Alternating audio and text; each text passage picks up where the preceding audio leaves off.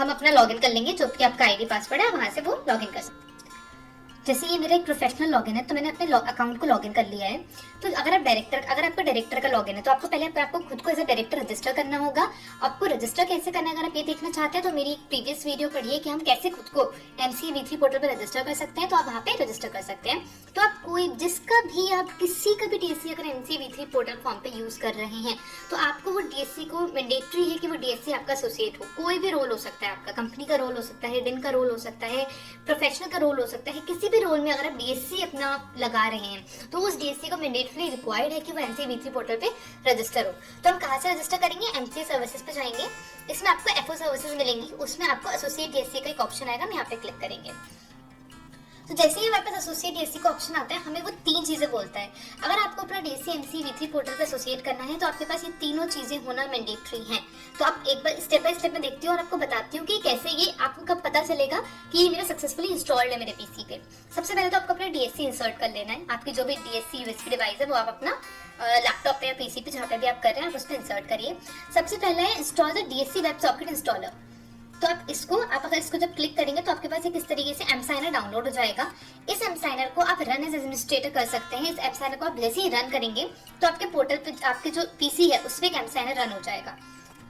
अब आपको पता कैसे चलेगा कि आपका एमसाइनर सक्सेसफुली रन हो चुका है? कि जब आप क्लिक करेंगे तो आपको अपने PC पे ये इस तरीके से एक मिनिस्ट्री ऑफ कॉर्पोरेट अफेयर्स का दिख जाएगा कि आपका एमसाइनर जो है वो सक्सेसफुली रन हो चुका है। अब नेक्स्ट स्टेप जो है, जैसे आपका वो क्लियर हो जाएगा तो आपको पता चल जाएगा कि आपका एमसाइनर रन हो चुका है। नेक्स्ट स्टेप है मेरा एम्ब्रेज यूटिलिटी डाउनलोड करना। सेम आप इस पे क्लिक करेंगे, आपका एक एम्ब्रेज यूटिलिटी जो आपके PC पे वो इंस्टॉल हो जाएगा। आप डाउनलोड पे क्लिक करेंगे, विंडोज क्लिक कर रहे हैं, मैक क्लिक कर रहे हैं, जैसे भी कर रहे हैं आप उस पे क्लिक करेंगे तो आपका एक यूटिलिटी जो है वो डाउनलोड हो जाएगा। अब आपको ये कैसे पता चलेगा कि आपका एम्ब्रेज सक्सेसफुली रन हो चुका है? जब आपका एम्ब्रेज सक्सेसफुली रन हो जाएगा तो आपको इस तरीके से आपके सामने एक स्क्रीन ओपन हो जाएगी। यहाँ पे सर्विस स्टेटस लिख के आएगा रनिंग। तो आपको समझ आना चाहिए कि आपको जो एम्ब्रेज है वो सक्सेसफुली आपके पोर्टल पे रन हो चुका है। Okay, then next is for the new token users please update your DSC pin. Generally जो आपके टोकन का पिन है वो डिफॉल्ट पिन नहीं होना चाहिए। आपको अपने आपका जो टोकन है उसके जो भी आपका सेटअप है उस पे जाके आपको अपने डिफॉल्ट पिन को चेंज करना है। आपको वो डिफॉल्ट पिन चेंज करोगे तभी आपका DSC सक्सेसफुली एसोसिएट होगा, वरना आपका एरर आ जाएगा कि जो आपका पिन है वो डिफॉल्ट पिन है और आपको उसको चेंज करना होगा।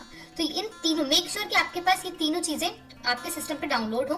कई बार क्या होता है ना कि ये चीजें रन नहीं होती सिस्टम पे, तो उस केस में डाउनलोड करने के बाद आपको अपना एक बार सिस्टम रीस्टार्ट करना पड़ सकता है। अगर आपकी सक्सेसफुली रन नहीं हुई है तो आप एक बार अपना सिस्टम रीस्टार्ट करिएगा।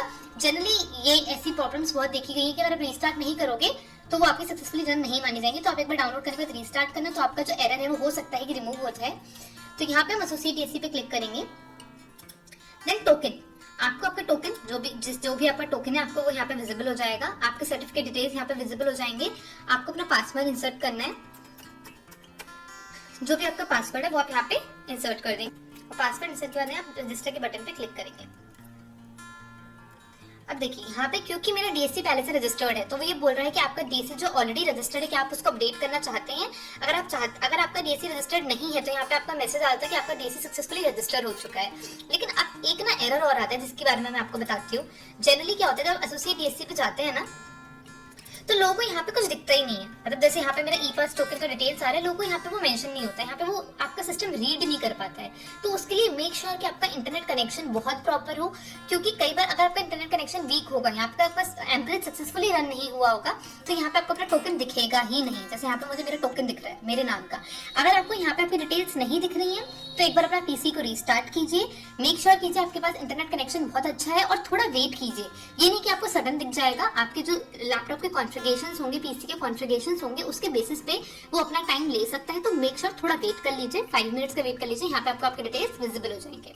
तो इस तरीके से आप अपना DSC को सक्सेसफुली रजिस्टर कर सकते हैं।